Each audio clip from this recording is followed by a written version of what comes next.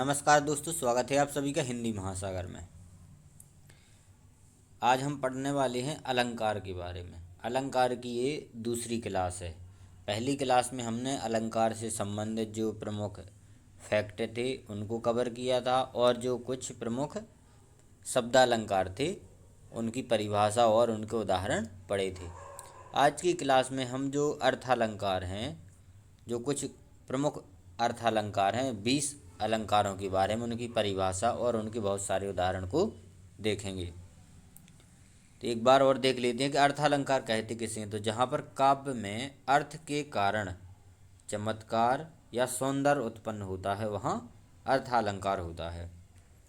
आज की क्लास में हम कुछ जो प्रमुख अर्थालंकार के बारे में पढ़ने वाले हैं उनके नाम देख लीजिए। उपमा, प्रतीक, रूपक, उत्प्रेक्षा, अतिशयोक्ति, अन्योक्ति, विभावना, विशेषोक्ति, विरोधाभास, संदेह, भ्रांतिमान, ब्याज स्तुति, ब्याज निंदा, मानवीकरण, उदाहरण, दृष्टांत, अपनहुति, व्यतिरेक, आसंगति और अर्थांतर न्यास। इन अलंकारों के बारे में आज की क्लास में हम पढ़ने वाले हैं। सबसे पहला अपना अलंकार है उपमा अलंकार। उपमा अलंकार किसे कहते हैं? तो जहाँ एक वस्तु की समता दूसरी वस्तु से की जाए वहाँ उपमा अलंकार होता है। मतलब एक वस्तु की तुलना दूसरी वस्तु से करेंगे, जहाँ पर तुलना होगी वहाँ उपमा अलंकार होगा। इसकी पहचान के लिए कुछ शब्द हैं, जैसे सा, सी, से, समान, सादृश, सम, सरस, इमी, जिमी, ज्यों, जैसे आदि। ये शब्द में से कोई शब्द यदि आपको दिख जाए किसी उदाहरण में तो वहाँ पर उपमा अलंकार होगा। अब उपमा के 4 अंग होते हैं। कौन कौन सा? एक होता उपमान, एक उपमेय, एक साधारण धर्म, एक वाचक शब्द। उपमान वे कहलाते हैं जिससे किसी की तुलना की जाती है, वो कहलाते हैं उपमान। और जिस वस्तु की तुलना की जाती है वो कहलाती है उपमेय। तो जिस वस्तु से तुलना कर रहे हैं वो उपमान हो गया, और जिसकी तुलना अपन करना चाहते, जैसे राधा का मुख चंद्रमा के समान है तो चंद्रमा हो गया उपमान और राधा का मुख हो गया उपमेय। तीसरा अंग है साधारण धर्म। जिस सामान्यता के कारण, जिस समानता के कारण तुलना की जाती है उसे साधारण धर्म कहते हैं। जिस समानता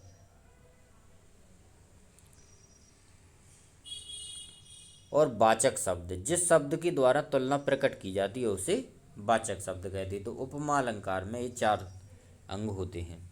उपमा, उपमान और उपमेय, ये शब्द आपको बहुत सारे अलंकारों में देखने के लिए मिलेंगे, तो इनको विशेष ध्यान से याद रखें कि उपमान का मतलब होता है जिससे तुलना की जाती है, और उपमेय का अर्थ होता है जिसकी तुलना की जाती है।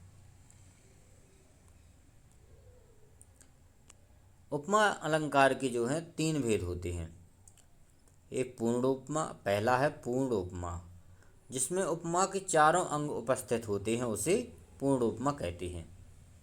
अभी अपन ने उपमा के जो 4 अंग देखे हैं, उपमेय, उपमान, वाचक धर्म और साधारण धर्म, तो जिसमें वो चारों अंग उपस्थित होंगे उसे कहेंगे पूर्ण उपमा। पूर्ण उपमा के कुछ उदाहरण हैं, जैसे सीता का मुख चंद्रमा सा सुंदर है। तो इसमें सीता का जो मुख है ये क्या हो गया? उपमेय। और जो चंद्रमा है ये क्या हो गया? उपमान।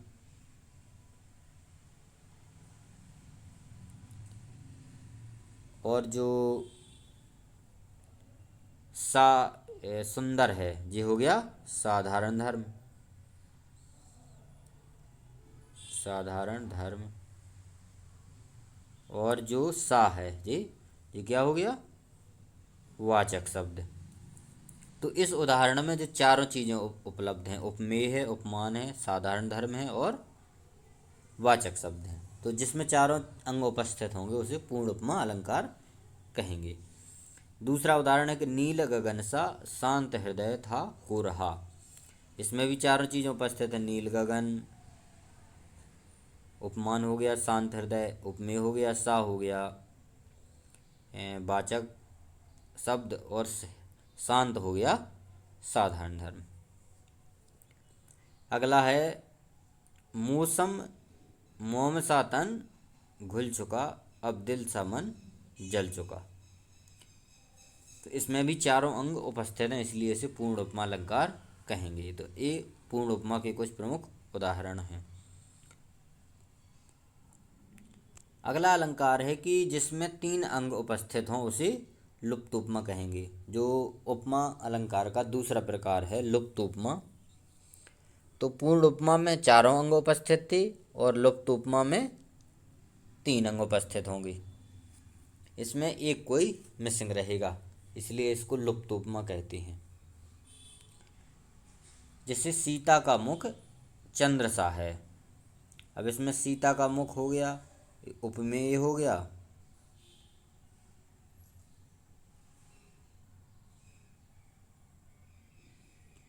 और जो चंद्र है ये उपमान हो गया, और जो सा है ये हो गया वाचक धर्म।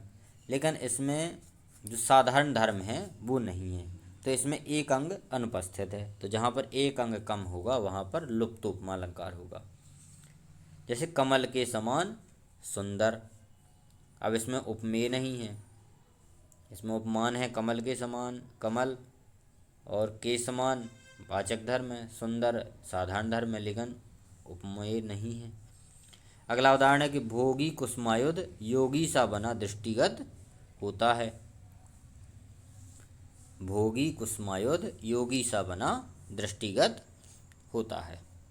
इन सभी उदाहरणों में 3-3 अंग हैं, इसलिए इसको लुप्त उपमा अलंकार कहेंगे। अगला है मालोपमा। मालोपमा अलंकार उसे कहते हैं जिसमें एक से अधिक उपमान हो।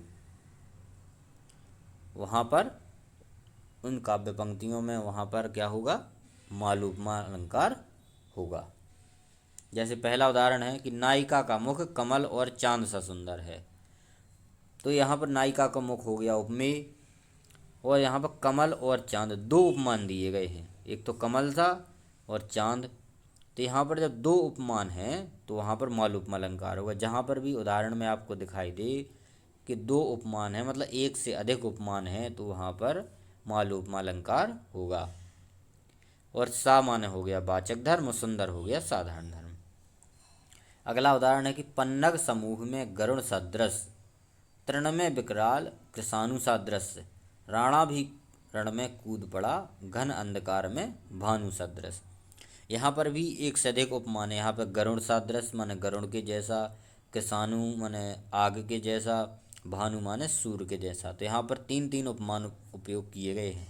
तो जहाँ पर भी एक से अधिक उपमान दिखाई दे वहाँ पर मालोपमा अलंकार होगा। अगला अलंकार है अपना प्रदीप अलंकार। प्रदीप अलंकार की परिभाषा है जहाँ उपमेय को उपमान एवं उपमान को उपमेय बताया जाए वहाँ प्रतीप अलंकार होता है। यह प्रतीप जो है उपमा अलंकार का बिल्कुल विपरीत अलंकार होता है। इसमें जैसे उपमा में उपमान से तुलना उपमेय की जाती है, लेकिन यहाँ पर इसका उल्टा होगा। उपमेय उपमेय की तुलना उपमान से उल्टी हो जाएगी। जैसे राधा चंद्र जो है राधा के मुख के जैसा सुंदर है, मतलब यहाँ पर उपमेय से किसकी तुलना कर दी गई, उपमान की। उपमेय क्या है, राधा का मुख, और उसकी तुलना किससे कर दी गई, चंद्रमा से। बल्कि होना क्या चाहिए था, चंद्रमा की तुलना राधा के मुख से होनी चाहिए थी, तो यहाँ पर उसका उल्टा कर दिया, तो इसलिए यहाँ पर प्रदीप अलंकार होगा। दूसरा उदाहरण है कि निरप प्रताप सम सूर्य है, जस सम चंद्र। अभी यहाँ पर भी उल्टा कर दिया है। जो राजा का प्रताप है उसकी तुलना सूर्य की जो है सूर्य की तुलना उसके राजा के प्रताप से कर दी है, बल्कि होना क्या चाहिए था, सूर्य से तुलना होनी चाहिए थी, क्योंकि सूर्य उपमान है।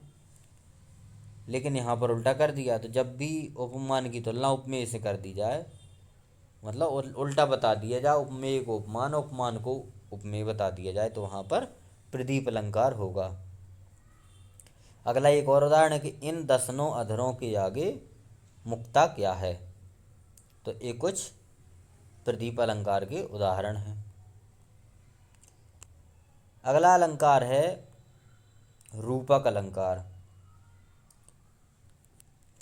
यहाँ पर जहाँ उपमेय को उपमान के रूप में दिखाया जाए वहाँ पर रूपक अलंकार होता है, या उपमान को उपमेय पर आरोपित कर दिया जाए तो वहाँ पर रूपक अलंकार होगा।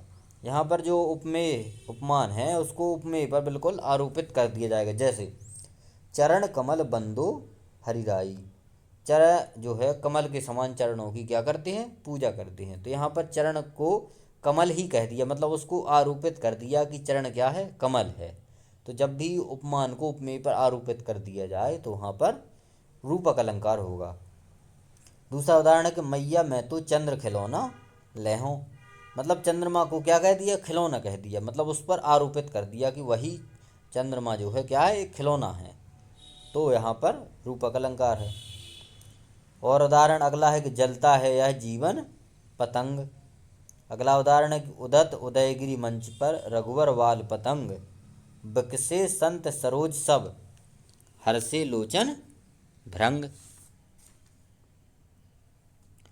यहाँ पर जब राजा जनक की सभा में जो धनुष रखा हुआ था उसके लिए जब उसको तोड़ने के लिए रामचंद्र जी मंच पर गए तो वहाँ पर जो है उनको देख करके क्या हो गए, सभी जो लोग थे वहाँ पर प्रसन्न हो गए।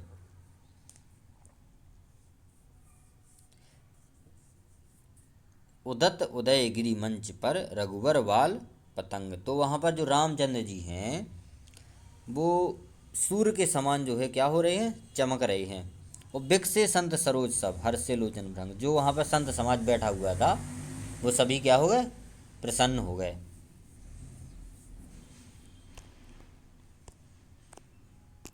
अगला उदाहरण है उत्प्रेक्षा अलंकार। अगला अलंकार है अपना उत्प्रेक्षा अलंकार। अब यहाँ पर है, इसकी परिभाषा है कि जहाँ उपमेय में उपमान की संभावना प्रकट की जाती है वहाँ उत्प्रेक्षा अलंकार होता है। तो इसमें जब भी तुम्हें संभावना दिखाई प्रकट की जाए, संभावना लगे, तो वहाँ पर उत्प्रेक्षा अलंकार होगा। इसके पहचान के लिए कुछ शब्द हैं, वाचक शब्द जो हैं, जैसे मनु, मानहु, मनहु, जनु, जानहु, मानो, जानो, निश्चय, इव, ज्यों, मेरे जान इत्यादि। इन शब्दों में से कोई शब्द यदि आपको किसी उदाहरण में दिखाई दे तो वहाँ पर उत्प्रेक्षा अलंकार होता है। जैसे राधा का मुख मानो चंद्र है, तो यहाँ पर मानो शब्द आ गया, तो यहाँ पर उत्प्रेक्षा अलंकार होगा। सोहत ओढ़े पीत पत, श्याम सलोने गात, मनहु नीलमणि शैल पर आतप परियु प्रभात, यहाँ पर मनहु शब्द आ गया, तो यहाँ पर उत्प्रेक्षा अलंकार है। अगला उदाहरण है कि कहती हुई यों उत्तरा के नेत्र जल से भर गए, हिम के कणों से पूर्ण मानो हो गए पंकज नए, यहाँ पर मानो शब्द आ गया, तो यहाँ पर भी उत्प्रेक्षा अलंकार है। तो जहाँ पर भी ये इन शब्दों में से, वाचक शब्दों में से कोई शब्द दिखे तो इसकी ये पहचान है कि वहाँ पर उत्प्रेक्षा अलंकार होगा। अगला अलंकार है अतिशयोक्ति अलंकार। अतिशयोक्ति अलंकार की परिभाषा है जहाँ किसी वस्तु का बढ़ा चढ़ाकर वर्णन किया जाए वहाँ अतिशयोक्ति अलंकार होता है। मतलब जहाँ लगे कि बहुत ज़्यादा लंबी लंबी फेंकी जा रही है, मतलब बहुत बड़ा चढ़ा के वर्णन किया गया है, वहाँ पर अतिशयोक्ति अलंकार होता है। जैसे उदाहरण, बालों को खोलकर मत चला करो, रास्ता भूल जाता है सूरज। अब यहाँ पर बहुत ही बड़ा चढ़ाकर बात की गई है कि जो है एक सुंदरी से कहा जा रहा है कि तो बालों को मत खोला करो, जो रास्ता है, जो सूरज है, वो क्या हो जाता है, रास्ता भटक जाता है। तो यहाँ पर बहुत बड़ा चढ़ाकर बात कह दी गई है। अगला उदाहरण है कि बांधा था विधु को किसने इन काली जंजीरों से, और मणि वाले फड़ियों का मुख क्यों भरा हुआ है हीरों से। मतलब कहा गया है कि विधु माने चंद्रमा को काली जंजीरों से, माने सांपों से क्या हो गया, बांध दिया है। तो यहाँ पर कुछ ज़्यादा ही बड़ा चढ़ा करके वर्णन कर दिया गया है, तो अतिशयोक्ति अलंकार होगा। अगला उदाहरण है कि देख लो साकेत नगरी है यही, स्वर्ग से मिलने गगन में जा रही।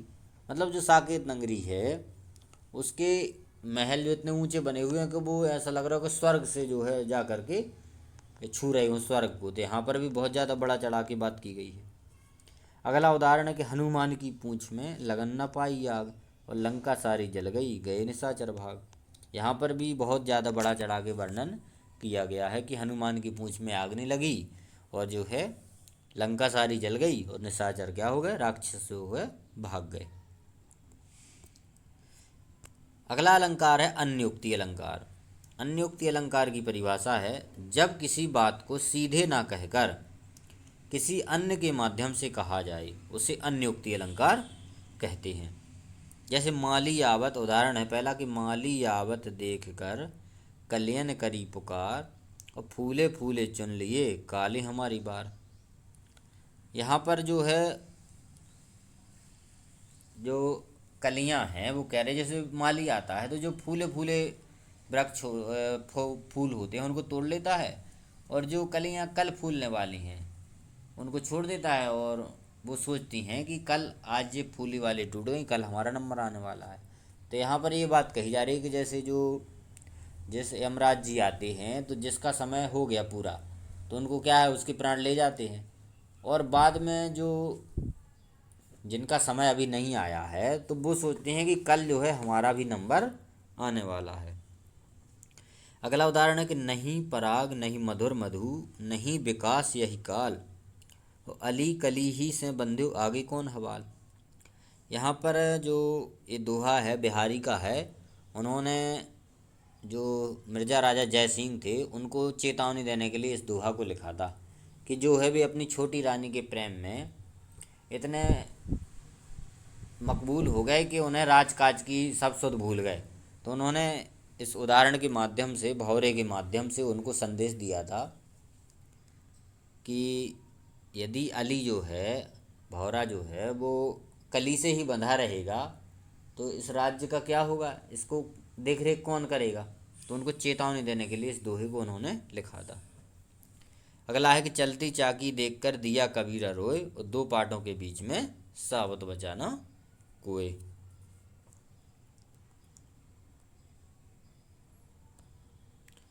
अगला अलंकार है विभावना अलंकार। इसकी परिभाषा है जहाँ बिना कारण के ही कार्य हो जाए वहाँ विभावना अलंकार होता है। मतलब कारण ना हो फिर भी काम क्या हो जाए तो वहाँ पे विभावना अलंकार होगा। जैसे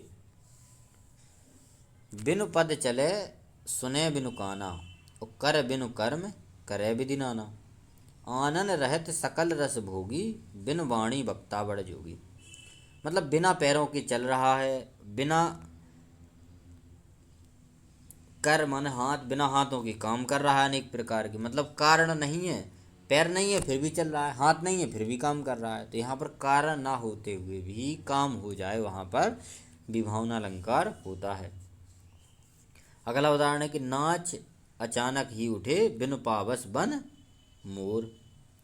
अगला उदाहरण है कि बिन पानी साबुन बिना निर्मल करे स्वभाव। मतलब पानी और बिना साबुन के निर्मल स्वभाव को क्या कर रहा है, निर्मल। मतलब कारण नहीं है फिर भी काम हो रहा है, वहाँ पर विभावना अलंकार होगा। इसका जस्ट विपरीत है विशेषोक्ति अलंकार। विभावना में कारण नहीं है फिर भी काम हो रहा है। विशेषोक्ति अलंकार जहाँ कारण होने पर भी कार्य ना हो वहाँ विशेषोक्ति अलंकार होता है। जैसे उदाहरण, दौलत इंद्र समान बड़ी पे खुमान को गुमान ना आयो। मतलब यदि दौलत उसकी बड़ी है तो उसको कारण है कि घमंड आना चाहिए, गुमान आना चाहिए, लेकिन उसको गुमान नहीं आया। तो यहाँ पर कारण है फिर भी काम नहीं हुआ तो कौन सा अलंकार होगा, विशेषोक्ति अलंकार। अगला उदाहरण है पानी बिच मीन प्यासी मोहि सुन सुन आवे हाँसी। मतलब पानी के बीच में मीन माने मछली जो है वो प्यासी है। ये तो यहाँ पर होना नहीं चाहिए था क्योंकि पानी कारण है प्यास बुझाने का, लेकिन फिर भी जो है काम नहीं हो रहा, फिर भी उसकी प्यास नहीं बुझा रहे, तो यहाँ पर विशेषोक्ति अलंकार है। अगला उदाहरण है कि फूल ही फल है न बेत, यद्यपि सुधा बरस ही जलद और मूरख हृदय न चेत जो गुरु मिले ब्रंच सम। मतलब जो बांस होता है उसको पानी की जगह चाहे तुम अमृत दे दो तो वो फूलने फलने वाला नहीं है। उसी प्रकार से मूर्ख व्यक्ति होता है, वो नहीं सुधर सकता, चाहे उसको जो गुरु ब्रंच मन होता है ब्रह्मा, चाहे उसे ब्रह्मा जी स्वयं उतारे आए तो भी मूर्ख को अकल नहीं आ सकती। तो यहाँ पर कारण होने पर भी काम नहीं हो रहा तो विशेषोक्ति अलंकार होगा। अगला अलंकार है विरोधाभास अलंकार। इसकी परिभाषा है जब दो विरोधी पदार्थों का संयोग एक साथ दिखाया जाए तब विरोधाभास अलंकार होता है। मतलब दो चीज़ें जो विरोधी हैं वो एक साथ दिखाई दें, वहाँ पर विरोधाभास अलंकार होगा। विरोधा शब्द से ही मतलब पता चलता है कि विरोध होगा। जैसे उदाहरण देखो कि सुलगी अनुराग की आग वहाँ, जल से भरपूर तड़ाग जहाँ। मतलब जो अनुराग है, जो प्रेम की आग है, वो कहाँ पर सुलग गई? जहाँ पर तालाब भरा हुआ है। तो जहाँ पर तालाब है, पानी से भरा हुआ तालाब है, वहाँ पर आग कैसे लग सकती है? तो यहाँ पर दो विरोधी बातों को एक साथ दिखाया गया है, तो यहाँ पर विरोधाभास अलंकार होगा। निज रोदन में राग लिए फिरता हूँ, अगला उदाहरण है, और शीतल वाणी में आग लिए फिरता हूँ। मतलब जो शीतल है, जो ठंडी चीज़ है, उसमें आग कैसे आ सकती है? तो यहाँ पर भी दो विरोधी चीज़ों को मिलाया गया है। अगला है कि या अनुरागी चित्त की गति समुझे नहीं कोई, और ज्यों ज्यों बूढ़े श्याम रंग त्यों त्यों उज्ज्वल हुई। मतलब यहाँ पे कह रहा है कि जितने तुम श्याम रंग में डूबोगे उतने उज्ज्वल माने सफ़ेद होते जाओगे। ऐसे कैसे हो सकता है? तो दो विरोधी चीज़ों को एक साथ संयोग उनका दिखाया गया है, तो वहाँ पर विरोधाभास अलंकार होगा। अगला अलंकार है संदेह अलंकार। संदेह अलंकार की परिभाषा है कि जहाँ वस्तु को देखकर संशय बना रहे, निश्चय ना हो, वहाँ संदेह अलंकार होता है। मतलब किसी चीज़ को देखने पर निश्चित ना हो कि क्या है वह। जैसे उदाहरण देखते हैं कि सारी बीच नारी है कि नारी बीच सारी है, कि सारी ही की नारी है कि नारी ही की सारी है। मतलब यहाँ पर क्लियर नहीं हो रहा है कि साड़ी के बीच में नारी छिपी हुई है कि नारी के बीच में साड़ी है, या फिर साड़ी यही की नारी बनी या नारी यही की साड़ी बनी। तो यहाँ पर संशय बना हुआ है लगातार, मतलब डाउट खत्म नहीं हो रहा है, तो यहाँ पर संदेह अलंकार होगा। अगला उदाहरण है कि यह काया है या शेष उसी की छाया, क्षण भर उनकी कुछ नहीं समझ में आया। तो यहाँ पर भी जो है संदेह बना हुआ है कि यह काया है, शरीर है, या उसी शरीर की सिर्फ छाया बस है। अगला उदाहरण है कि लक्ष्मी थी या दुर्गा थी या वीरता का स्वयं अवतार। मतलब यहाँ पर भी जो है संदेह बना हुआ है, तो वहाँ पर संदेह अलंकार होगा। अगला अलंकार है भ्रांतिमान अलंकार। संदेह और भ्रांतिमान में थोड़ा ही अंतर है। दोनों अलंकारों में इतना अंतर है कि वहाँ पर संदेह हमेशा बना रहता है दो चीज़ों के बीच में, लेकिन भ्रांतिमान में किसी भी चीज़ को क्या है, उस संदेह मिट करके उस अन्य चीज़ में और दूसरी वस्तु का भ्रम हो जाता है। जैसे वो परिभाषा है जहाँ समता के कारण किसी वस्तु में अन्य वस्तु का भ्रम हो जाए वहाँ भ्रांतिमान अलंकार होता है। जैसे उदाहरण है कि नाक का मोती अधर की कांति से और बीज दाड़िम का समझकर भ्रांति से, देख उसको ही हुआ सुख मौन है, सोचता है यह अन्य सुख यह कौन है। तो यहाँ पर जो है बीज दाड़िम का समझकर भ्रांति से उसको जो है डाउट हो गया है कि यह दूसरा कोई सुख माने दूसरा कोई पक्षी हुआ है, वहाँ पर जो है डाउट उसको पक्का मन में जो है उसके भ्रम बैठ गया है। लेकिन संदेह में क्या रहता है? संदेह में हमेशा संशय बना रहता है, डाउट क्लियर नहीं होता। लेकिन यहाँ पर उसको भ्रम हो गया है पूरा कंप्लीट की जो है दूसरा यह सुख है, पक्षी है दूसरा। अगला उदाहरण है कि पाँव महावर देन को नाइन बैठी आए और पुनि पुनि जान महावरी एड़ी मीड़त जाए। मतलब जो नाइन है वो पाँव में महा नहाने की आई, लेकिन उसको लालिमा का भ्रम हो गया है पैरों में, तो वो क्या कर रही है, उसको जा कर के मिटते जा रही है। तो यहाँ पर भी जो है उसको दूसरी वस्तु का क्या हो गया, भ्रम हो गया है। तो यहाँ पर भ्रांतिमान अलंकार होगा। अला अगला अलंकार है ब्याज स्तुति अलंकार। अब ये दो अलंकार होते हैं, एक ब्याज स्तुति होता है, एक ब्याज निंदा अलंकार होता है। तो ब्याज स्तुति अलंकार की परिभाषा है कि जहाँ देखने या सुनने में तो निंदा सी प्रतीत हो पर वास्तव में प्रशंसा हो, वहाँ ब्याज स्तुति अलंकार होगा। मतलब देखने में लगेगा कि बुराई हो रही है, लेकिन वास्तव में वहाँ पर क्या होगी, उसकी प्रशंसा होगी, बड़वारी होगी। जैसे उदाहरण है, गंगा क्यों टेढ़ी चलती हो, दुष्टों को स्यो कर देती हो।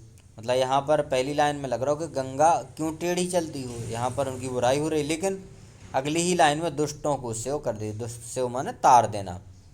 तो जो पापी लोग होते हैं वो गंगा नदी में जाकर के डुबकी लगाने से क्या हो जाते हैं, उनके सारे पाप धुल जाते हैं और वो तर जाते हैं।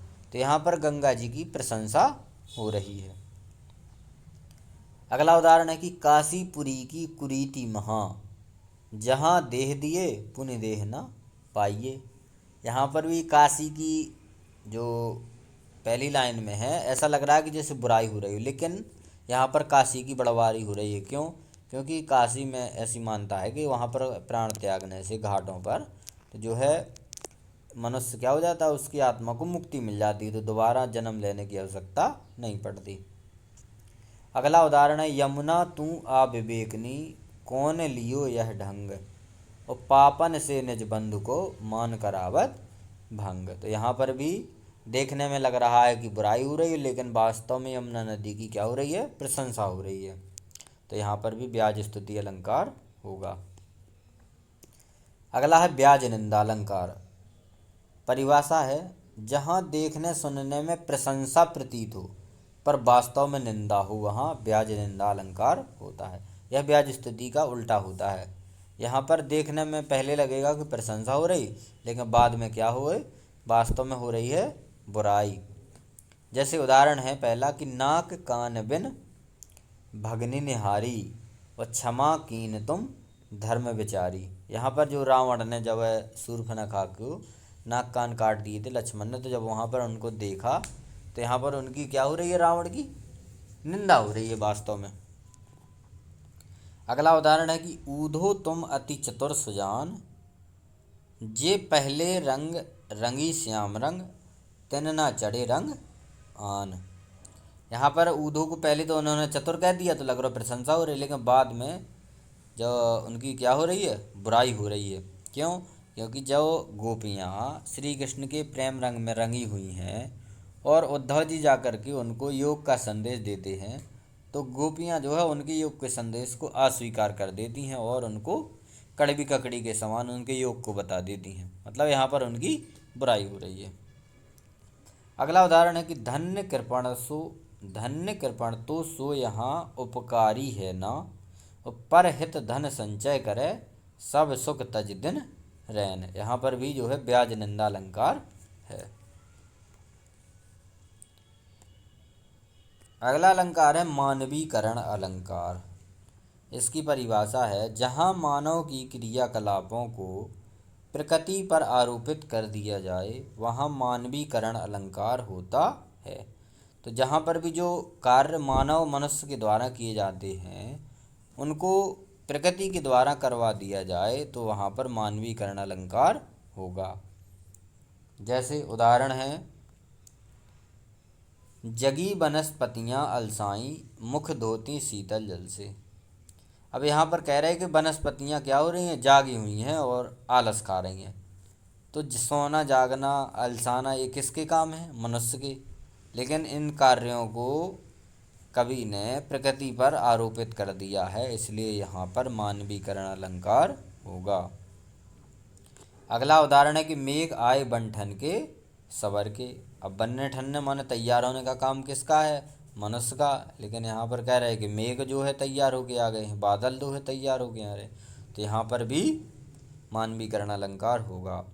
अगला उदाहरण है कि उजले बिखरे वैभव पर रोती थी उजियाली। तो रोना किसका काम है, मनुष्य का।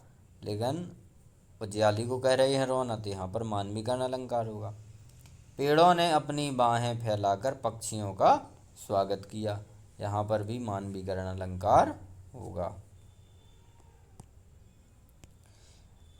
अगला अलंकार है उदाहरण अलंकार।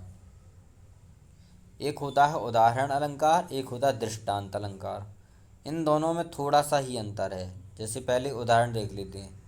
जहाँ किसी बात के समर्थन में उदाहरण किसी वाचक शब्द के साथ दिया जाए वहाँ उदाहरण अलंकार होता है। जैसे यहाँ पर कोई एक बात कही जाएगी, उसके उदाहरण में दूसरी बात कही जाएगी, लेकिन इसमें साथ में वाचक शब्द आएगा। वाचक शब्द आएगा तो उदाहरण अलंकार होगा, यदि वाचक शब्द नहीं आएगा तो दृष्टांत अलंकार होगा। दृष्टांत में भी पहले एक बात कही जाएगी, फिर उसके समर्थन में दूसरी बात कही जाएगी, लेकिन उसमें वाचक शब्द नहीं होंगे, और उदाहरण अलंकार में वाचक शब्द होंगे। वाचक शब्द जैसे ज्यों, जिमी, इस प्रकार के वाचक शब्द आएंगे। उदाहरण देखो कि बूंद आघात सह गिरि कैसे, और खल के वचन संत सह जैसे। यहाँ पर जैसे शब्द जो है वाचक शब्द है। तो बूंद का आघात जो है, पर्वत बूंद का आघात किस प्रकार से सहता है, जैसे खल माने जो है जो खराब लोग होते हैं उनकी बातों को, जो संत हैं, जो दुष्ट व्यक्ति होते हैं, उनकी बातों को सुनकर जिस प्रकार से संत सहन कर लेते हैं, उसी प्रकार से जो बूंद का आघात है वो गिरी पर्वत सहन कर लेते हैं। तो यहाँ पर एक बात के समर्थन में दूसरी बात कही गई, लेकिन साथ में क्या है, वाचक शब्द आया। यदि वाचक शब्द नहीं होता तो ये दृष्टांत अलंकार हो जाता। अगला उदाहरण है कि क्षुद्र नदी भरी चल उतराई, और जस थोरे धन खल बोराई। यहाँ पर भी जस शब्द जो है वाचक शब्द आ गया है, तो यहाँ पर भी उदाहरण अलंकार होगा। अगला है कि यों रहीम जस होत है उपकारी के संग, और बाँटन वारे के लगे ज्यों मेहंदी के रंग। यहाँ पर भी ज्यों शब्द जो है वाचक शब्द आ गया है, तो उदाहरण अलंकार होगा।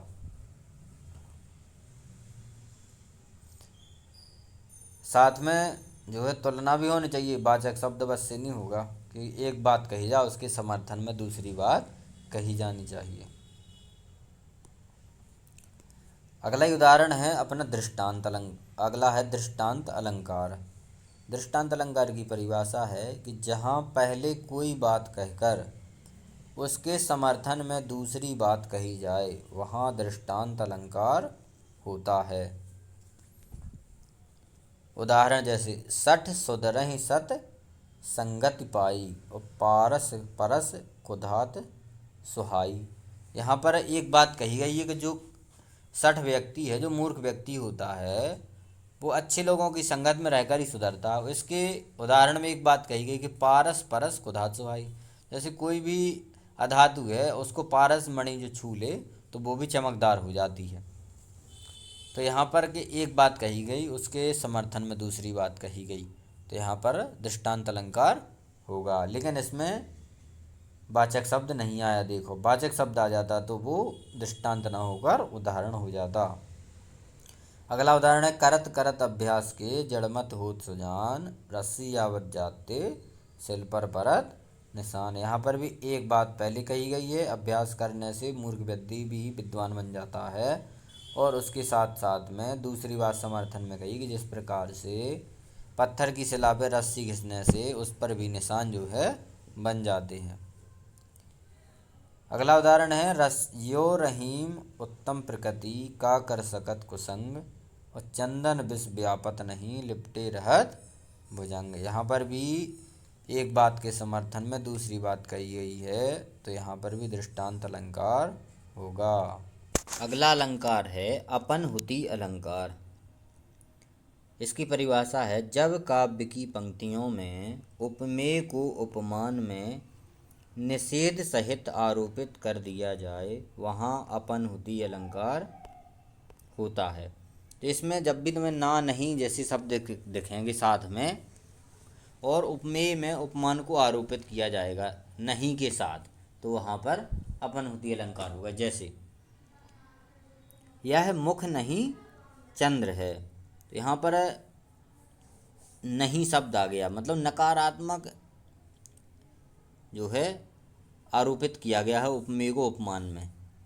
अगला है कि कृष्ण ही पीताम्बर पहने हैं, बिजली चमक रही है घन में। मतलब कृष्ण जो है पीताम्बर पीले कपड़े नहीं पहने हुए हैं, क्या हो रहा है, बिजली चमक रही है। तो यहाँ पर भी नहीं आ गया। अगला है कि बंधु न होए मोर यह काला, यह जो काला है यह मेरा बंधु नहीं है। अगला है कि यह चेहरा नहीं गुलाब का ताज़ा फूल है। साथ में उपमेय को उपमान पर निषेध सहित माने ना नहीं के साथ में आरोपित कर दिया गया है। तो यहाँ पर भी अपनहुति अलंकार है। अगला अलंकार है व्यतिरेक अलंकार। यहाँ पर इसकी परिभाषा है कि जहाँ उपमेय को उपमान से श्रेष्ठ बताया जाए और उसका कारण भी दिया जाए वहाँ पर व्यतिरेक अलंकार होता है। मतलब उपमेय को उपमान से अच्छा मतलब श्रेष्ठ बता दिया जाए। नहीं तो आमतौर पर श्रेष्ठ तो उपमान ही हुआ, क्यों, क्योंकि तुलना तो उपमान से ही होती है। तो जिससे किसी छोटी चीज़ की तुलना बड़ी चीज़ से ही करते हैं, लेकिन यहाँ पर छोटी चीज़ को बड़ा बता दिया जाएगा। जैसे उदाहरण है कि साधु ऊंचे शैल सम किंतु प्रकृति सुकुमार। यहाँ पर साधुओं को जो स्वभाव है उसको क्या कह दिया है कि जो शैल है माने पर्वत से भी ऊंचे हैं। मतलब होना तो पर्वत को ऊंचा चाहिए, लेकिन यहाँ पर क्या कर दिया उन्होंने, उपमेय को उपमान से श्रेष्ठ बता दिया। किंतु प्रकृति है उनकी सुकुमार, माने बहुत ही कोमल प्रवृत्ति के हैं।